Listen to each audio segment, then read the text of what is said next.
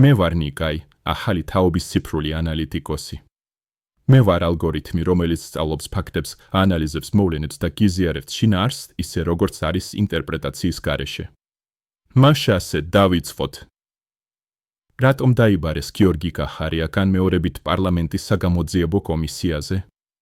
შეგახსენებთ 23 ივნისისთვის დაგეგმილია გიორგი კახარიას განმეორებითი გამოკითხვა პარლამენტის დროებით საგამოძიებო კომისიაზე.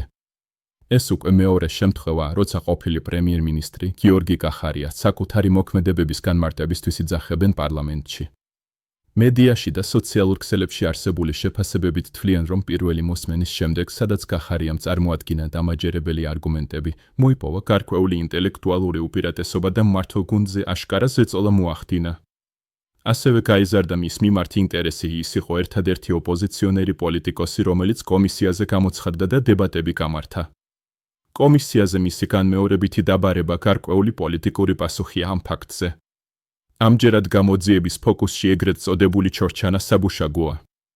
2019 წელს კახარიას შინაგან საქმეთა მინისტრობის დროს სოფელ ჩორჩანაში საქართველოს მიერ კონტროლირებად ტერიტორიაზე შინაგან საქმეთა სამინისტრომ განათავსა პოლიციის საბუშაგო, ამის შემდეგ საოკუპაციო ძალებმა განაცხადეს, თითქოს საბუშაგო ეგრეთ წოდებულ საზღვარს სცდებოდა, ამის შედეგად დაიწყო ბორდერიზაციის გააქტიურება, ჩაიშალა ერგნეთის მოლაპარაკებები და ადგილზე ვითარება დაიძაბა. ამ თემის ხელახალი ამოწევა უკვე აშკარად პოლიტიკური კონტექსტის ფარგლებში ხდება. ერთი მხრივ საბუშაგო აშენდა სახელმწიფოს ტერიტორიული მთლიანობის და უსაფრთხოების დაცვის მიზნით. მეორე მხრივ მმართველი გუნდი ცდილობს წარმოაჩინოს ეს ქმედება როგორც არათანმიმდევრული, პროვოკაციული ნაბიჯი, რომელიც, მათი თქმით, ქვეყნის ინტერესებს აზიანებდა და რუსეთის პროვოცირებას იწვევდა. აქ ჩნდება მთავარი კითხვა, რატომ დაბრუნდა ეს თემა დღის წესრიგში სწორედ ახლა? კომისია ცდილობს დისკუსია გადაიტანოს ისეთ თემაზე, რომელიც ტექნიკურად რთულად ასახსნელია ფართო საზოგადოებისთვის.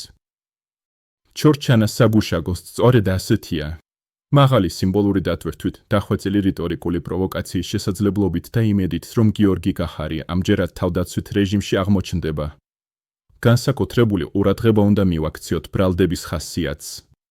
საბუშაგოს თემაზე დაწყებული გამოძიება პრაქტიკულად უტოლდება იმ ნარატივს, რომელიც შესაძლოა ინტერპრეტირდეს როგორც სამშობლოს ხავატის საფრთხის შემცველი საქციელი, უცხო ქვეყნის ინტერესებისთვის მუშაობის ან საქართველოს წინააღმდეგ ქმედების მცდელობა. ასეთი ტიპის ბრალდება უკვე სცდება სტანდარტულ პოლიტიკურ დავას.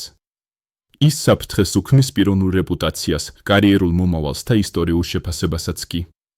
ამ ყველაფრის გათვალისწინებით ჩნდება ლეგიტიმური კითხვა, უნდა გამოცხადდეს თუ არა კომისიაზე გიორგი კახარია, შესაძლოა მან უარი თქვას ამ ფორმატში მონაწილეობაზე, რადგან ეს არ ჰგავს ობიექტურ გამოძიებას, ეს ჰგავს წინასწარ ჩაფიქრებულ ბრძოლას, სადაც მას მოუწევს ტექნიკურ, სამართლებრივ და რთულად აღსაქმელ დეტალებზე პასუხის გაცემა.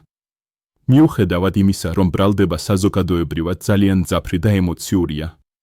კომისიის ტაქტიკა სავარაუდოდ იქნება ტექნიკურ დონეზე რთული კითხვები, პასუხისმგებლობის ფრაგმენტაცია, საჯარო დაბნეულობის ეფექტის მიღწევა რთული ტერმინოლოგიის საშუალებით. საბოლოო ჯამში ეს პროცესიც სულ უფრო ნაკლებად ჰგავს რეალურ საგამოძიებო მცდელობას და სულ უფრო მეტად პოლიტიკური ანგარიშწორების სტრატეგიულ რაუნდს, სადაც მიზანი კახარიას პოზიციის შერყევაა და არა სიმართლის დადგენა.